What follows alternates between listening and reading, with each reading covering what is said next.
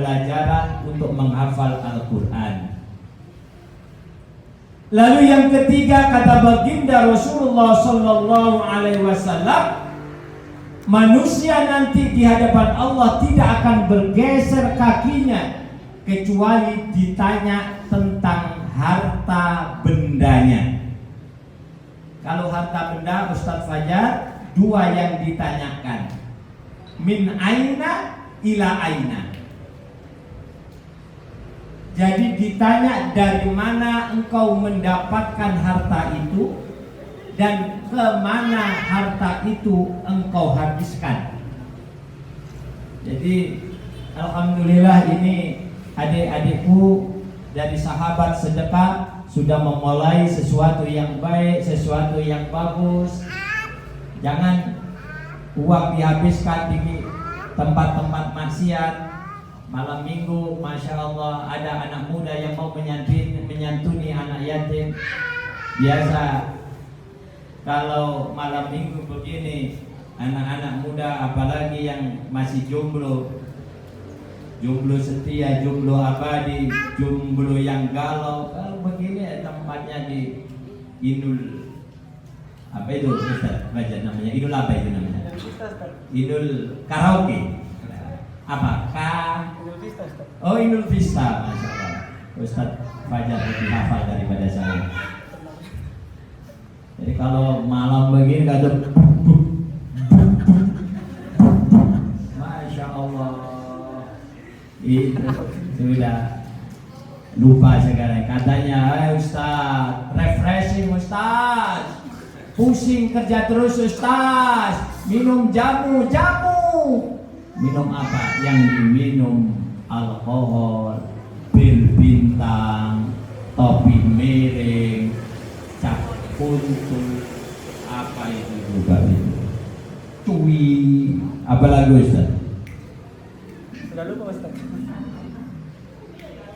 Katanya bikin jamu, banyaknya jamu, Masya Allah. Jangan minum minuman keras dengan dalil pakai jamu. Karena banyak jamu-jamu yang lain. Ada jamu jabu, ada jamu cap nyonya menit, ada jamu sido muncul, ada juga jamu apa lagi, temulawak. Ini Masya Allah. Karena keutamaan orang yang bersedekah itu luar biasa, sangat-sangat luar biasa. Apalagi ada seorang pemuda yang mau menginfakkan hasil daripada kerjanya, ini luar biasa. Karena di dalam hadis disebutkan sab'atun yudhilluhumullahu yauma la dhilla illa dhilluhu. Ada 7 golongan pemuda yang akan mendapat perlindungan dari Allah. Tidak akan ada perlindungan itu ada kecuali dari Allah. Termasuk pemuda yang ahli beribadah kepada Allah Subhanahu wa ta'ala. Karena as-shadaqatu tudfa'ul bala. Orang bersedekah itu bisa menolak daripada bala. Jadi jangan hitung-hitungan secara matematika tatkala Anda bersedekah. Jangan hitung-hitungan matematika. Karena apa? Karena rahmatnya Allah bisa dipancing dari sedekah. Dan termasuk, minta maaf, yang bisa merubah takdir Allah itu adalah sedekah. Ada takdir yang bersifat mu'allak, artinya menggantung. Ada yang takdir namanya takdir mubrom, takdir yang pasti, yang sudah tidak bisa dirubah lagi. Dan ada 3 hal yang bisa merubah takdir. Yang pertama, berdoa, dengan doa. Anda kalau mau merubah takdir kita, pertama berdoa, dengan doa. Yang kedua, bisedekah, dengan sedekah. Dan yang ketiga, silaturahim, yaitu dengan bersilaturahim. Ini bisa mengubah daripada takdir yang bersifat takdir mu'allaq. Ada cerita Ustadz Fajar, saya mau cerita, setelah itu saya tutup. Keutamaan orang yang bersedekah. Di zaman Nabi Sulaiman, diceritakan dalam kitab Durratun Nasyikhin, ada seorang bapak yang pekerjaannya mencari burung. Mencari apa? Burung. Ada seorang bapak yang pekerjaannya mencari burung. Tiap hari dia mencari burung dari pohon satu ke pohon yang lainnya. Akhirnya ada pohon yang besar sekali, dia panjat pada hari itu dan dia mendapatkan telur serta ada juga dia mendapatkan anak burung yang masih kecil ini. Setelah dia panjat, dia kasih turun, dijual di pasar. Begitu sore pulang, burung ini dia lihat telurnya hilang, anaknya juga hilang. Akhirnya karena di zaman Baginda Sulaiman alaihi salatu wassalam, burung ini mengadu minta keadilan kepada Baginda Nabiullah Sulaiman alaihi salatu wassalam. Burung ini menghadap kepada Nabi Sulaiman. Dia mengadukan kejadian yang terjadi di siang itu. Dia laporkan kepada Nabi Sulaiman, ya Nabi Sulaiman, saya membutuhkan keadilan. Saya punya rumah dipanjat sama si A si Fulan. Dia ambil anakku yang masih kecil dan ada juga telur. Dia ambil semua. Saya minta keadilan Nabi Sulaiman. Akhirnya burung ini ditanggapi. Protesnya burung ini ditanggapi oleh Nabi Sulaiman. Dibilang Nabi Sulaiman, di mana tempatmu bersarang? Di pohon yang besar itu Nabi Sulaiman. Oke, antum pulang. Burung ini disuruh pulang sama Nabi Sulaiman. Setelah itu Nabi Sulaiman mengutus memanggil jin. Dipanggillah anak buahnya Nabi Sulaiman, jin, wahai jin, ta'ali kau ke sini.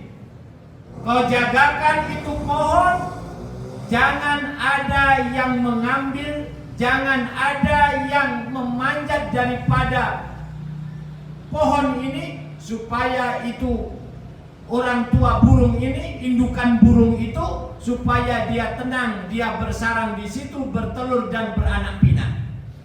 Kalau ada yang naik di atas pohon, kalau ada yang orang yang memanjat pohon, kau lempar saja. Ini perintahnya Nabi Sulaiman. Akhirnya jin berangkat, dia jaga ini pohon. Ini si Fulan yang pekerjaannya ngambil burung. Kembali dia keliling cari pohon yang ada sarang burungnya. Akhirnya pada hari itu jatuhlah giliran ke pohon yang orang tua burung tadi yang mengadu kepada Nabi Sulaiman. Tapi ini si Fulan sebelum kebiasaannya, sebelum dia berangkat mencari burung, dia selalu bawa roti. Dia bawa roti 2 biji, satu untuk dimakan sendiri dan satunya kalau ada orang nanti di pinggir jalan yang membutuhkan makan, dia kasih itu roti 1. Jadi dia bawa 2, satu untuk dimakan sendiri, satu lagi untuk disedekahkan. Begitu dia waktunya dia panjat. Setelah manjat sampai di atas, diambillah anak burung lagi di tempat yang sama. Akhirnya indukan burung, orang tuanya burung itu kembali kepada Nabiullah Sulaiman alaihi salatu wassalam. Ya Nabiullah Sulaiman, kenapa itu orang bisa memanjat pohon yang saya tempati untuk saya minta keadilan Nabi Sulaiman. Akhirnya dipanggillah jin yang diperintahkan oleh Nabi Sulaiman itu, dicarilah jin yang ditugaskan untuk menjaga pohon itu. Akhirnya dipanggil oleh Nabi Sulaiman, "Wahai jin, kau sudah saya perintahkan untuk menjaga daripada pohon tempat bersarangnya itu burung." Maaf Nabi Sulaiman, tugas dari baginda sudah saya laksanakan. Cuma waktu itu si fulan waktu mau naik pohon, sudah di tengah-tengah pohon, dia mau saya pegang, dia punya baju, dia punya leher, mau saya lempar, tapi saya dilempar oleh malaikat. Jadi saya yang dipegang, saya punya pundak, dan pundak saya dilempar oleh malaikat. Akhirnya ini fulan dipanggil oleh Nabi Sulaiman, ditanya, "Apa yang kau perbuat sehingga jin yang menjaga pohon itu tidak mampu untuk melempar kamu? Bahkan jin yang saya perintahkan untuk menjaga pohon itu dilempar sama malaikat sendiri." Dia bilang, "Wahai Nabi Sulaiman, saya setiap mau berangkat kerja, saya selalu minta kepada istri saya untuk dibuatkan 2 roti. Yang satu saya makan sendiri, dan yang satu saya sedekahkan kepada orang yang membutuhkan di jalan-jalan tempat saya berjalan. Inilah keutamaan sedekah. Barang siapa yang bersedekah, maka dia akan dijaga oleh malaikat Allah Subhanahu wa ta'ala." Yang terakhir, manusia tidak akan pindah dari tempat berdirinya sebelum ditanya tentang jasadnya. Dia punya jasad, dia punya kecantikan, kegantengan, semua akan ditanyakan nanti oleh Allah Subhanahu wa ta'ala. Hadirin yang saya hormati, khususnya adik-adikku dari Rumah Tahfidz, dari Yatim Piatu, dari Pesantren Ulumul Quran, sedikit mungkin yang saya sampaikan mudah-mudahan bisa untuk menambah wawasan, bisa untuk menjadi dongeng, menjadi cerita, menjadikan iktibar kepada kita semua bagaimana faidah daripada orang bersedekah, bagaimana kita menuntut ilmu supaya kita nanti menjadi manusia-manusia yang istiqomah di dalam mencari ilmu, bisa mengantarkan kita keselamatan kita di dunia dan di akhirat. Allahumma amin. Ustaz, khalas? Oke. Ustaz, tafadhol kita berdoa. Kita berdoa, dan saya kalau ada salah-salah kata, kalau ada mungkin apa yang saya sampaikan tidak berkenan di dalam hati, saya mohon maaf. Ihdinas syiratal mustaqim. Billahi taufiq wal hidayah. Wassalamualaikum warahmatullahi wabarakatuh.